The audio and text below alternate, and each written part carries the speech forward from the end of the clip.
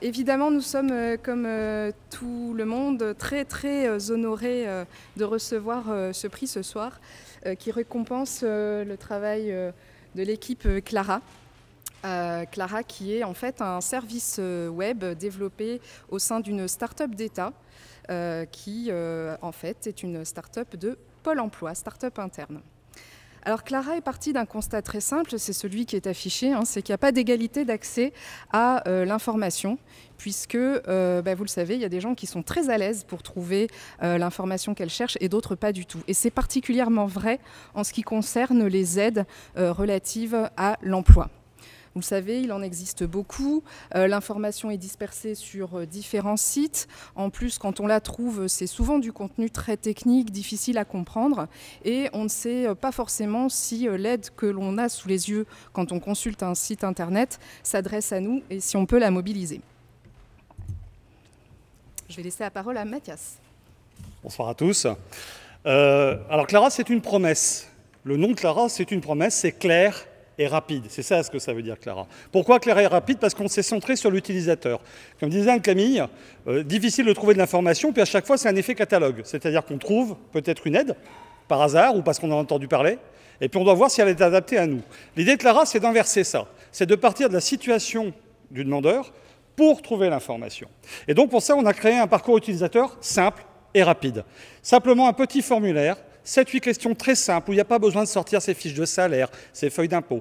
On remplit quelques questions. Quel est votre âge? Où habitez-vous? Est-ce que vous êtes inscrit à Pôle emploi? Des choses comme ça très simples, auxquelles les gens peuvent répondre facilement. Et en 4 minutes, ils obtiennent un ensemble de résultats sur les aides auxquelles ils sont éligibles. Ces aides, elles sont classées par catégorie, donc ça peut être des aides à la création d'entreprises, ça peut être des aides à la mobilité parce qu'on a des freins périphériques à l'emploi qui sont la mobilité, la garde d'enfants, tout un tas de dispositifs différents, classés par catégorie et rédigés de façon claire et rapide à lire. Encore une fois, on a simplifié le contenu, ça on y reviendra. Et puis, la possibilité à cette page de résultats de filtrer par besoin, puisque comme je vous dis, on est dans des situations très différentes, les demandeurs d'emploi sont dans des situations très différentes, avec des besoins différents, et on peut filtrer ces besoins à l'aide de filtres personnalisables. Et donc Clara, c'est bien un outil qui contribue à la mission de Pôle emploi, c'est-à-dire à informer le public. Mais là, on part d'une valeur qui est centrale dans la start-up, c'est être centré utilisateur et partir des besoins de l'utilisateur. Et ça, c'est une valeur très forte chez nous, mais ce n'est pas la seule. Et oui, en fait, toute l'interface a évolué sous un design éthique. Alors, éthique parce qu'on a été très sensible à la thématique de l'accessibilité, et ça, c'est une valeur à laquelle Marion, ici présente, est particulièrement sensible. Donc, tous nos contenus sont accessibles aux malvoyants, en fait, à plus de 90%. On a travaillé aussi sur l'éco-conception. Alors l'éco-conception, c'est quoi? C'est réaliser un code qui soit léger et peu gourmand en énergie, de façon à être très performant à ce niveau-là. Et ça, c'est une valeur qui a été transmise par David, le développeur. On a veillé à l'inclusivité aussi sur tout le site, donc portée par Sandrine, qui est notre rédactrice du contenu éditorial. Et bien sûr, une approche qui est très centrée utilisateur. Et on a besoin de cette approche centrée utilisateur parce que nos publics à Pôle emploi sont des gens en très grande difficulté et on a besoin de s'adresser à eux de façon très simple, très claire, et c'est pour ça qu'on parle de FALC, facile à lire et à comprendre, de façon à rendre vraiment ce contenu-là le plus accessible possible au public le plus démuni par rapport à l'accès à l'information. Et aussi une démarche relative à la protection des données personnelles.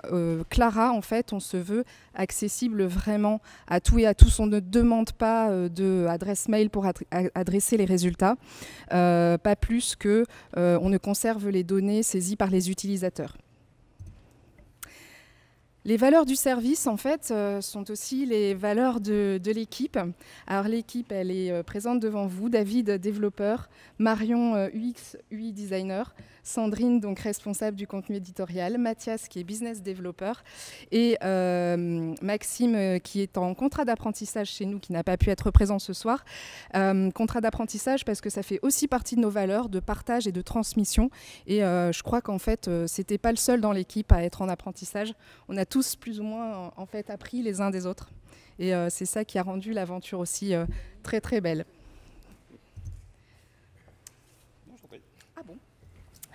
Alors, comme beaucoup de projets que vous avez déjà entendus ce soir, on a eu une approche agile. Donc ça veut dire qu'on était vraiment en amélioration continue.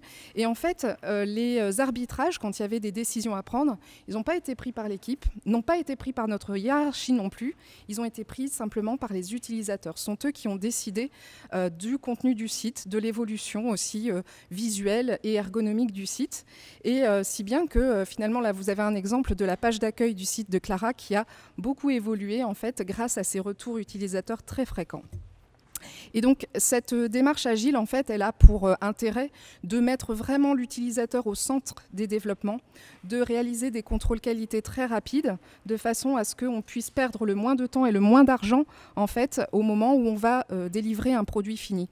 Donc là, on accepte de délivrer un produit qui, au départ, n'est pas parfait, on le sait, mais on attend aussi de nos utilisateurs de pouvoir l'améliorer avec nous.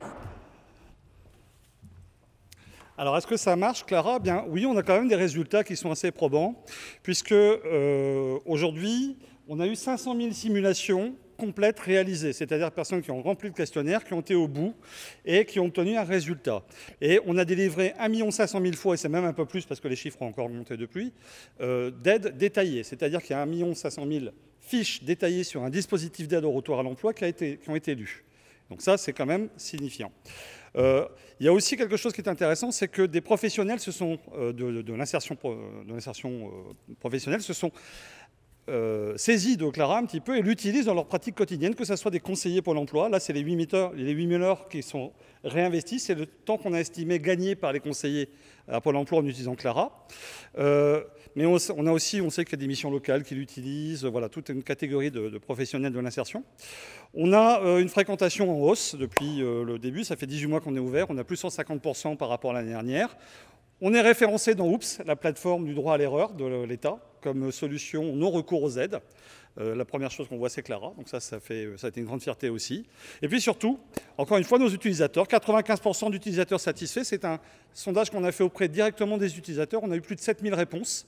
Voilà, on sait que 95% des utilisateurs se déclarent satisfaits du service. Et aujourd'hui, c'est même plus 130, mais 140 aides, plus de 140 aides qui sont intégrées dans le système.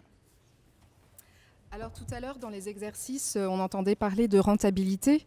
Ces 8000 heures, en fait, représentent une action de rechercher de l'information.